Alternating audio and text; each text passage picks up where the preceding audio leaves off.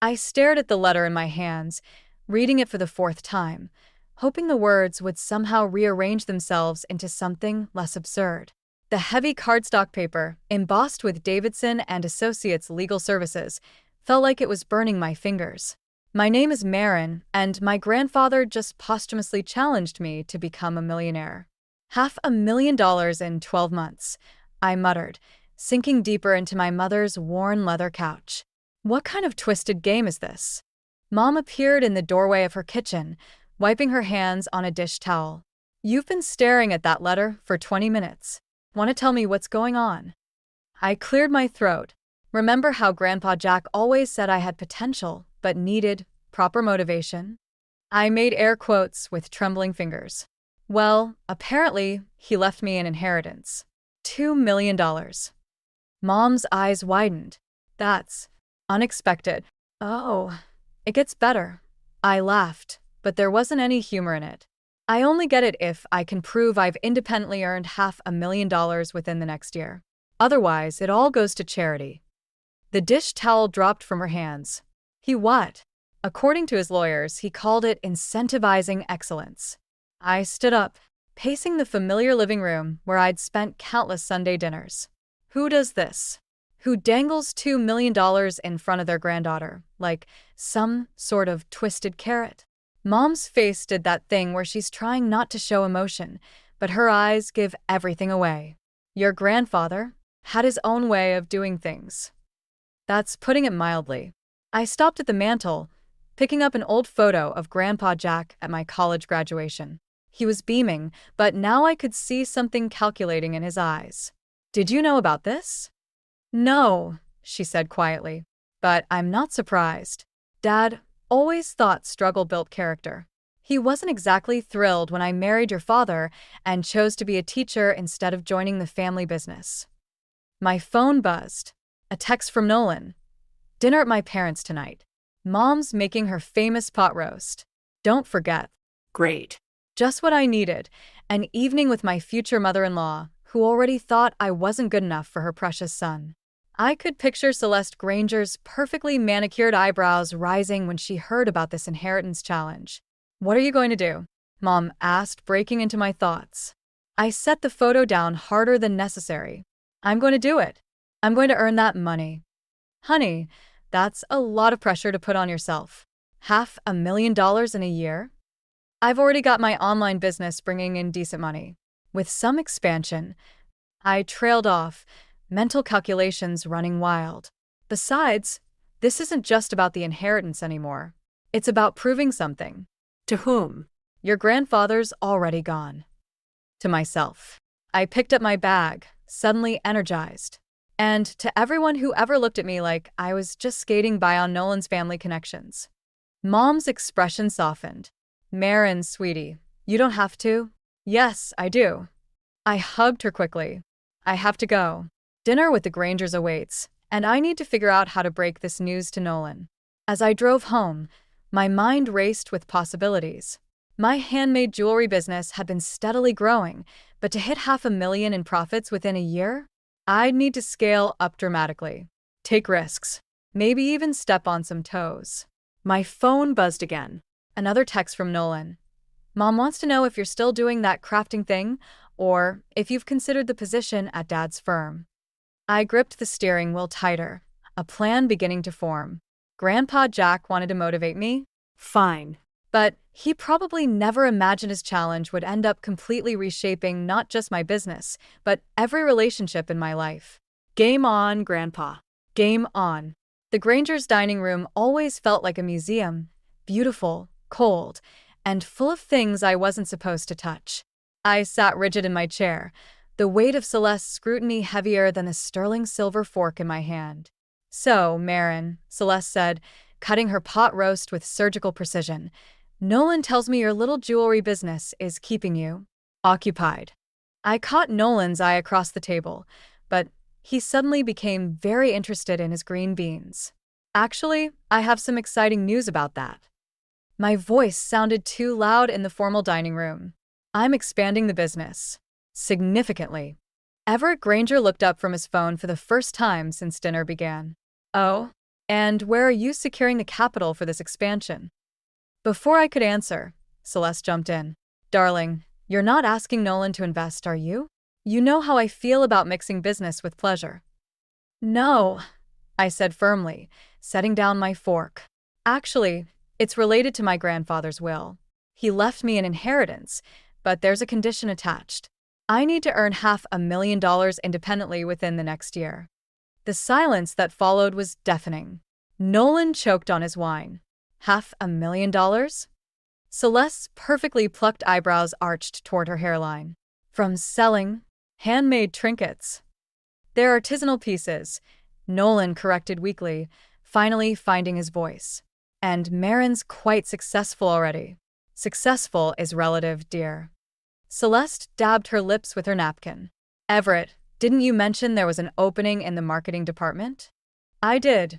Everett nodded, finally pocketing his phone. Good benefits, clear advancement path. Much more stable than entrepreneurship. My chest tightened. I appreciate the thought, but I'm committed to growing my own business. Commitment is admirable, Celeste said, her tone suggesting it was anything but. Though sometimes wisdom lies in knowing when to accept help, especially with a wedding to plan. I felt Nolan tense across the table. We hadn't even officially announced our engagement yet. Mother, Nolan started. I'm simply saying, Celeste continued, reaching for her wine glass, that certain lifestyle expectations come with being a Granger. We wouldn't want anyone feeling overwhelmed. The pot roast turned to ash in my mouth. I'm quite capable of managing both my business and my personal life. Of course you are, dear. Celeste's smile didn't reach her eyes. Though I must ask, this inheritance condition, it seems rather convenient, doesn't it? My fork clattered against the plate. Excuse me? Mother, please, Nolan interrupted, but his protest sounded more like a whimper. I'm only looking out for everyone's interests, Celeste said. After all, we barely know anything about Marin's family. And now suddenly, there's this mysterious inheritance with specific conditions. I pushed my chair back, the legs scraping against the hardwood floor. My grandfather built his entire business from nothing. He believed in earning success, not inheriting it. The barb hit home. Celeste's face flushed. Well, we can certainly see where you get your ambitious nature. Marin, Nolan said softly, maybe we should. Should what, Nolan? I turned to him, waiting for him to defend me, to say anything meaningful. But he just sat there, trapped between his mother's expectations and my dignity. I stood up. Thank you for dinner, but I should go. I have an early meeting tomorrow with my business mentor. Oh yes, that little person, Celeste said. The one with the interesting background. I grabbed my purse, my hands shaking. At least he earned his success instead of marrying into it. The words hung in the air like smoke. Nolan's face went pale. Everett actually put his phone down. I'll walk you out, Nolan said quickly, but I was already heading for the door. Marin, wait, he called after me in the driveway. They mean well, they're just what, Nolan? Just trying to protect you from your gold-digging girlfriend? Just trying to maintain their precious family image. He ran his hands through his hair. You know it's not like that. Give them time. Time? I laughed bitterly. I have exactly 12 months to prove myself, Nolan. And I can't waste any more of it trying to win approval from people who've already decided I'm not good enough. I got in my car, leaving Nolan standing in the driveway, caught between two worlds. As I drove away, my phone buzzed with a text from Lyle. Got some interesting news about potential investors. Coffee tomorrow. I smiled grimly.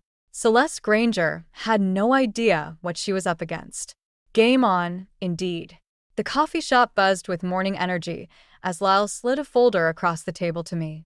Remember that boutique in Singapore I mentioned? They want to place a major order. We're talking serious numbers here. I flipped through the purchase order, my heart racing.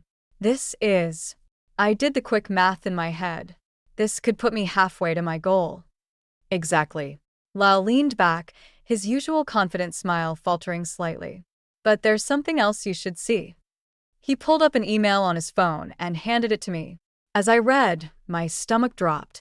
Someone had been contacting my potential business partners, warning them about working with me. The email contained detailed concerns about my company's stability and hints about my questionable business practices.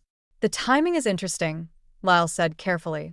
Right after your dinner with the Grangers. My hands clenched around my coffee cup. Celeste. You can't prove it's her. I don't need to prove it. I know. I pushed the coffee aside, suddenly nauseated. She's trying to sabotage me. My phone buzzed. Nolan again. I'd been avoiding his calls since the dinner disaster 3 days ago. This time, I answered. Hey, he said, sounding tired. Can we talk? Mother wants to apologize. She's hosting a lunch for some of her charity board members today and specifically asked if you'd come. I caught Lyle's warning look. An apology lunch? Really? Please? It would mean a lot to me. 2 hours later, I walked into the country club's private dining room, wearing my most professional dress, the one that made me feel like I could conquer the world. Or at least survive lunch with Celeste Granger. Marin, darling. Celeste air-kissed my cheeks. I'm so glad you could join us. Ladies, this is Nolan's friend, Marin. Friend, not fiancé. I forced a smile as she introduced me to 3 impeccably dressed women who looked at me like I was a mildly interesting museum exhibit. Marin makes jewelry, Celeste explained, her tone suggesting I made macaroni necklaces in kindergarten. Though I hear she's trying to expand. How's that going, dear? Actually, I started, but one of the women, Barbara, cut in. Oh, Celeste mentioned something about that. Isn't there some inheritance situation? My blood froze. I looked at Celeste, who sipped her wine innocently. It came up in conversation, she said smoothly. We were all so concerned about the pressure you must be under, especially given your family's history. My family's history? Well, your father's gambling problems, dear. And those unfortunate business dealings. The room spun slightly. My father had struggled with addiction years ago, but he'd been clean for a decade. It was private family history that I'd only ever shared with Nolan.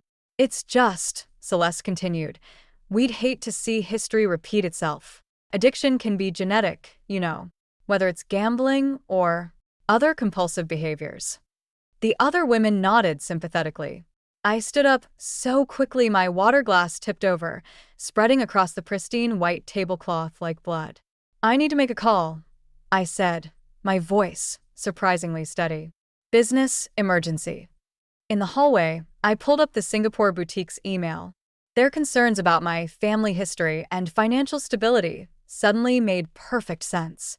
My phone buzzed with a text from Lyle. Singapore deals off. They heard some troubling rumors. Want to talk strategy. Another text came through, this time from Nolan. How's lunch going? Mother says you seem tense. I leaned against the wall, closing my eyes. Celeste wasn't just trying to drive me away from Nolan. She was actively trying to destroy my business, my reputation, my chance at the inheritance. All while maintaining her perfect society matron facade. Opening my eyes, I straightened my spine and typed a response to Lyle. Strategy, meeting tomorrow. Time to fight fire with fire. If Celeste wanted to play dirty, fine. But she'd forgotten something crucial. I had nothing left to lose, and thanks to my grandfather's challenge, everything to gain. I walked back into the dining room, smile firmly in place. Sorry about that, ladies. Now, Celeste, you were saying something about family history? Let's talk about that. You want to do what? Lyle stared at me across his office desk, eyebrows raised. The morning sun through his window cast harsh shadows across the investment proposals spread between us. Launch a luxury line. High-end pieces, exclusive materials, limited collections. I pushed forward the market research I'd spent 3 sleepless nights compiling. We target the exact social circle Celeste thinks I don't belong in. It's risky, Lyle said, flipping through the numbers. You'd need to invest almost everything you've saved, plus take out loans. I know. And if it fails, I lose everything. I stood up, pacing the office. But if it works, I'll have proof that I belong in their world. On my own terms. My phone buzzed. Another message from Nolan. Mother's asking about wedding dates. Maybe we should start planning. I ignored it, focusing instead on the prototype jewelry pieces I'd brought. The centerpiece was a necklace that had taken me weeks to perfect, platinum and black diamonds arranged in a pattern that echoed my grandfather's company logo. Lal picked up the necklace, studying it. This is different from your usual style. It's evolution. I took the piece from him, the metal cool against my palm. I'm done making pretty trinkets. These pieces tell a story. Celeste's story? My story. I set the necklace down carefully. Did you know she's been calling my suppliers? 3 more backed out this week. Lyle's expression darkened. That's crossing a line. She crossed that line weeks ago. I pulled up an email on my phone. But look what I found while doing market research. Apparently, before marrying Everett, Celeste worked as a salesgirl at a department store jewelry counter. Interesting timing, considering the Grangers' annual charity gala is next month. Very interesting. I smiled, but there was no warmth in it, especially since I'd just received an invitation to showcase my new collection there. From Celeste. From Barbara Thompson, one of her charity board friends. Turns out she was quite impressed by my entrepreneurial spirit at that lunch. I sat back down. Celeste doesn't know yet. The office door opened and Nolan walked in. My heart stopped. Surprise, he said weakly. Your assistant said you were here. Lyle stood smoothly. I'll give you 2 a moment. As he left, Nolan's eyes fell on the prototype necklace. That's different. It's for the new luxury line I'm launching.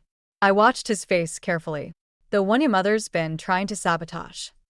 Marin, she's just protective. She's been calling my suppliers, spreading rumors about my family. My voice cracked slightly. And you've known about it, haven't you? His silence was answer enough. She mentioned something about checking into your background. He wouldn't meet my eyes. I told her it wasn't necessary, but you didn't stop her. I thought if she saw there was nothing to worry about, she'd accept you. I picked up the necklace, its weight suddenly significant. You know what's ironic? Your mother worked jewelry retail before meeting your father. She probably knows exactly how hard it is to build something from nothing. Nolan's face paled. How did you? Research. The same kind she's been doing on me. I moved toward the door. I'm showcasing at the charity gala next month. Will you be there? Of course, but he reached for my hand. Maybe we should wait on announcing the engagement. Give everyone time to adjust. I pulled away, my grandfather's challenge echoing in my head. Success wasn't just about money anymore. It was about proving I could stand on my own, even if it meant standing alone. You're right, I said quietly. We should wait. As I walked past him, Lal reappeared in the doorway. The investors are here, ready to present the new line. I straightened my spine, gripping my portfolio tighter. Actually, I have some last-minute changes to the business plan. Let's talk about exclusive distribution rights. Behind me, I heard Nolan leave without another word. Some battles you fight alone, and some victories you win for yourself. The ring felt heavy on my finger as I stared at the final production samples for my luxury line. Nolan had proposed last night, a quiet, almost apologetic affair at my apartment. Nothing like the grand gesture I'd once imagined. The timing's perfect, he'd said, sliding the family heirloom onto my finger. Maybe this will help Mother see you differently. My phone buzzed with another text from Lyle. Major problem with the gala showcase. Need to meet now. I found him pacing outside a downtown cafe, his usually calm demeanor shattered. They're pulling our spot in the showcase. What? Barbara promised. Barbara's been replaced as event chair. Lyle's expression was grim. Guess who's taking over? My stomach dropped. Celeste. She's restructuring the whole event. Your slot's been given to some French designer. I gripped the edge of a nearby table, my engagement ring catching the sunlight. She doesn't know about the proposal yet. Maybe that's why. Marin. A familiar voice cut through our conversation. I turned to see Iris walking toward us, shopping bags in hand. Her eyes fixed on my ring, widening in surprise. When did this happen? Last night. I touched the ring unconsciously. I was going to tell you. Over dinner tonight, I hope.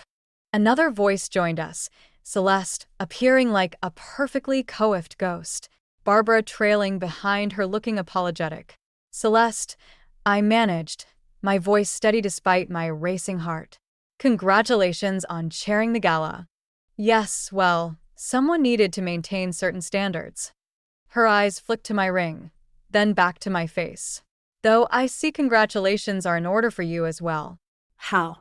Surprising that Nolan didn't mention his plans. It was spontaneous, I said, watching her expression carefully. Spontaneous. She tested the word like it was foreign.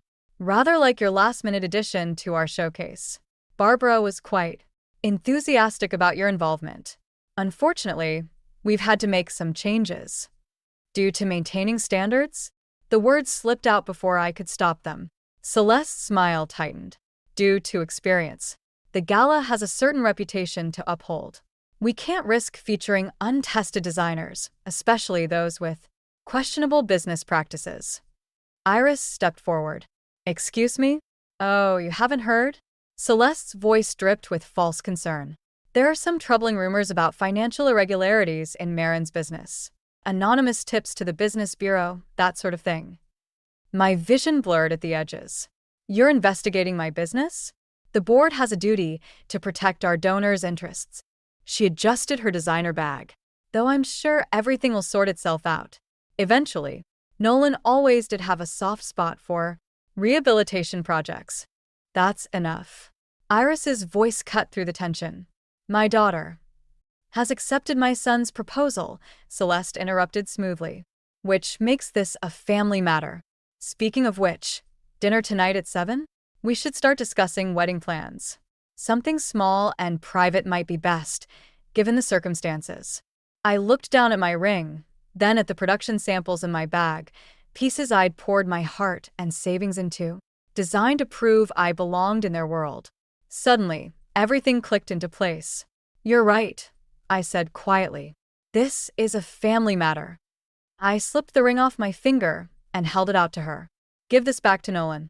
Tell him I'm sorry, but I can't marry someone who lets his mother fight his battles. Marin, Barbara started, but I was already walking away. The showcase starts at 8. I called over my shoulder. I'll see you there. You've been removed from the program, Celeste reminded me, her voice sharp. I turned back, smiling for the first time since she'd arrived. Check your email. Barbara wasn't the only board member impressed by my entrepreneurial spirit. And unlike you, I earned my spot in that showcase. Just like I earned everything else in my life. As I walked away, I heard Lyle hurrying to catch up. Please tell me you have a plan. Oh, I do. I pulled out my phone, dialing a number I'd been saving. Remember those investors who are interested in exclusive distribution rights? Tell them I'm ready to talk. And Lyle, make sure they understand exactly who they're dealing with. The game had changed. Celeste wanted to play hardball. Fine. But she'd forgotten something crucial. I wasn't just fighting for an inheritance anymore. I was fighting for my future, on my own terms. The charity gala sparkled with wealth and pretension, exactly as I remembered from previous years. Only this time, I wasn't here as Nolan's plus one. I was here as competition. They're setting up your display in the East Wing, Lyle murmured, appearing at my elbow. Celeste tried to have it moved to the service corridor, but the other board members overruled her. I smoothed down my black dress, the one I designed my signature necklace to complement. And the investors? Front row for your presentation. Across the room, I caught Celeste holding court. Her perfectly coiffed head bent towards several society matrons. The whispers had already started, about my broken engagement, about the suspicious timing of my business expansion. Marin. Nolan's voice behind me made my spine stiffen. Can we talk? I turned to find him looking lost in his tuxedo, the one I'd helped him choose months ago. About what? How you let your mother sabotage my business. Or how you propose thinking it would fix everything. It's not that simple. Miss Calloway? A server appeared with a tablet. There's an issue with your display. Something about the security system? I followed her to find my entire collection locked behind a malfunctioning display case. The security code had been changed. Technical difficulties? Celeste's voice dripped with false concern. How unfortunate. Perhaps this is a sign you're not quite ready for this level of showcase. I've got it handled, I said, but my hands were shaking as I tried another override code. Do you? Like you had your engagement handled? She stepped closer, lowering her voice. Did you really think returning Nolan's ring would make you look noble? All it did was prove what I've known all along. You're not one of us. You're right. I straightened up, meeting her gaze. I'm not one of you. I'm better. Her eyes narrowed. Your presentation starts in 10 minutes. Without your collection, what exactly do you plan to show these people? The truth. I pulled out my phone, sending a pre-prepared signal to Lyle. The lights dimmed, and the massive screens around the ballroom flickered to life. There I was in my workshop crafting pieces from raw materials. Then came the sales figures, the growth charts, the international orders. What is this? Celeste hissed. My story, I said, as images of my grandfather's company logo dissolved into my new designs. But here's the interesting part. The screens shifted to show a young woman behind a jewelry counter, circa 1985. Celeste's face drained of color. Amazing what you can find in department store archives, I said quietly, especially when the salesgirl went on to marry the owner's son 6 months later. You had no right.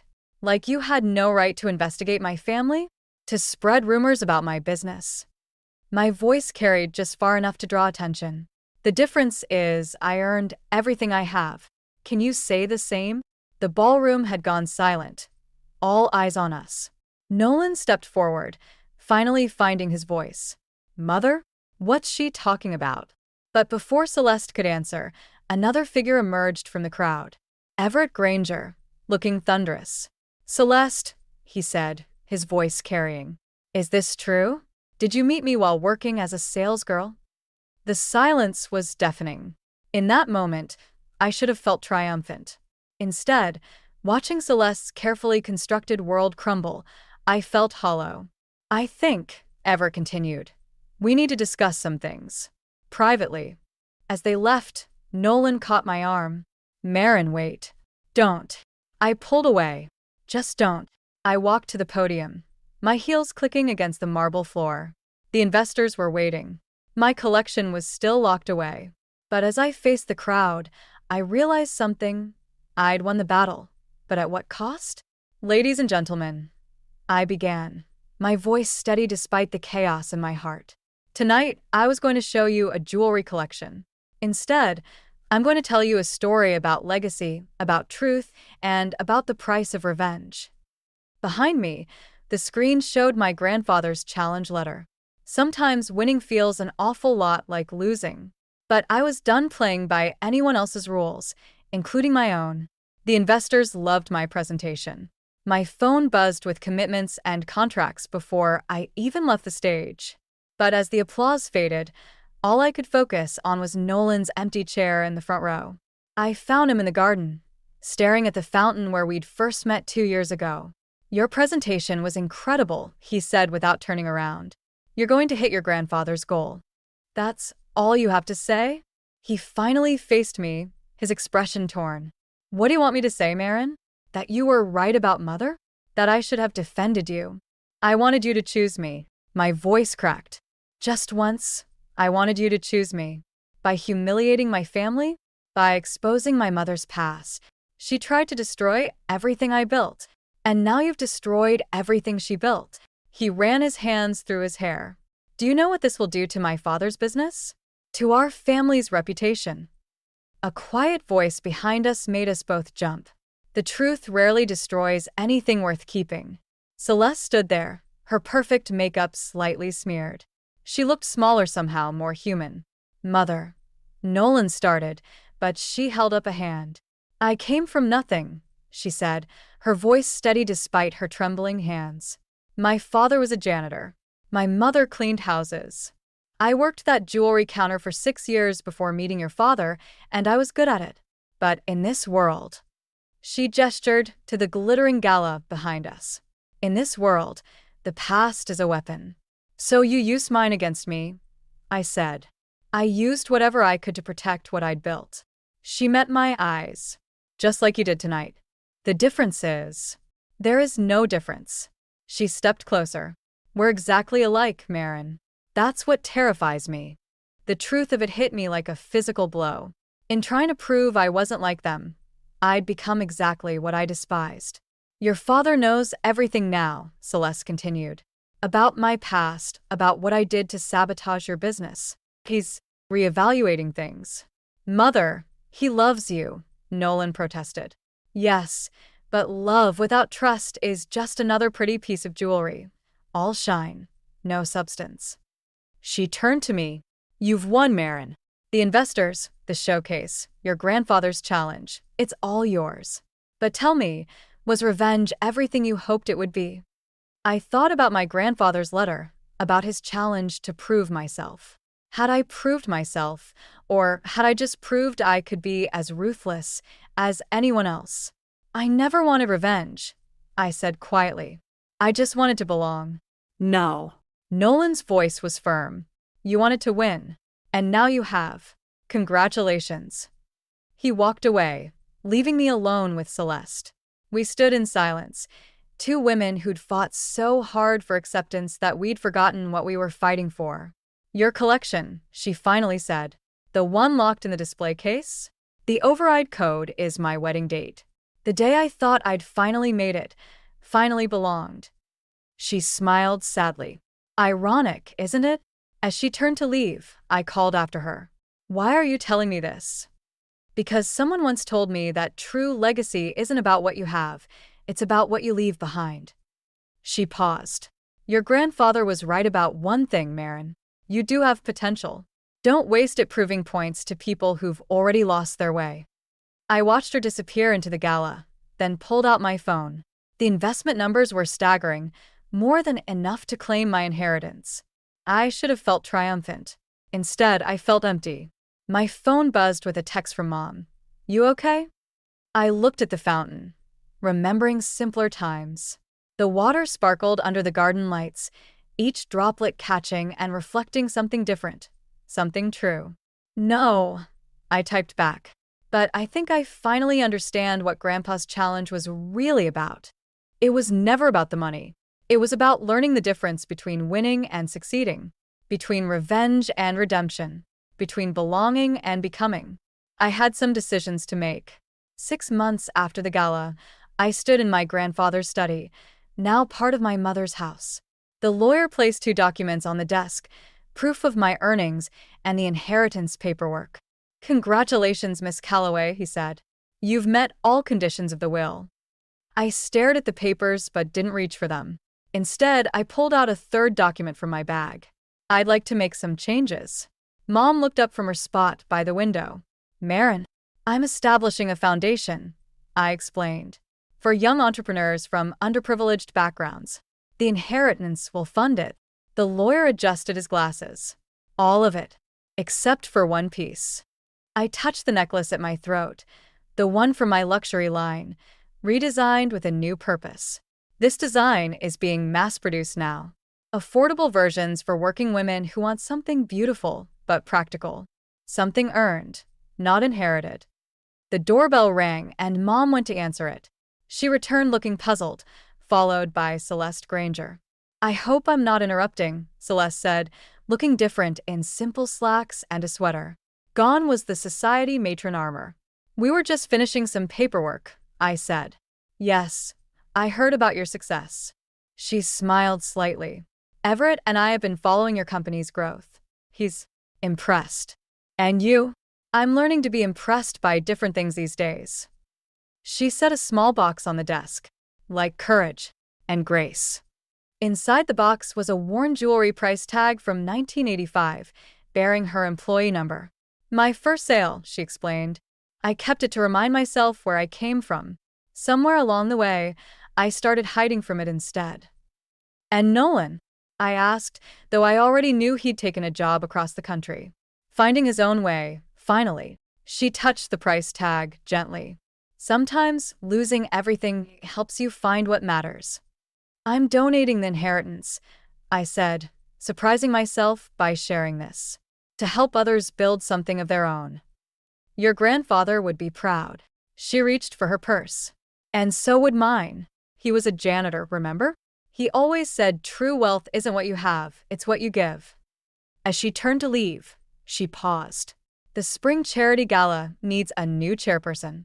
Someone who understands both sides of the jewelry counter. I thought about declining, about maintaining the safe distance I'd built. But maybe bridges were better than walls. I'll think about it, I said. After she left, Mom wrapped an arm around my shoulders. You okay? Yeah. I picked up the inheritance paperwork, then the foundation documents. You know, when Grandpa set this challenge, I thought it was about proving myself to everyone else. But it was never about them, was it? Your grandfather had his flaws, Mom said, but he knew what you needed better than you did. Sometimes the hardest person to prove yourself to is yourself. I signed the foundation papers, watching my signature dry. My phone buzzed with a text from Lyle about our latest sales figures, another record month. But those numbers didn't matter as much anymore. Want to get lunch? Mom asked. That new cafe downtown? Actually, I said, gathering my things, I was thinking about that little diner where you and Grandpa used to go. The one with the terrible coffee and the great stories. She smiled, understanding. Perfect. As we left, I glanced at my reflection in the study window.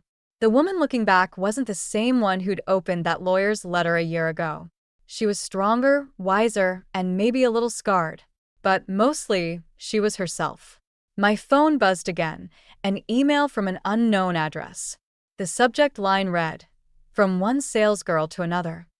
Inside was a list of small jewelry businesses owned by women from humble backgrounds, all struggling to break into the high-end market. I smiled, thinking about bridges and counters and the stories we tell ourselves about who we are. Sometimes the best revenge isn't about getting even. It's about getting better. And sometimes the greatest legacy isn't what you inherit, but what you choose to build.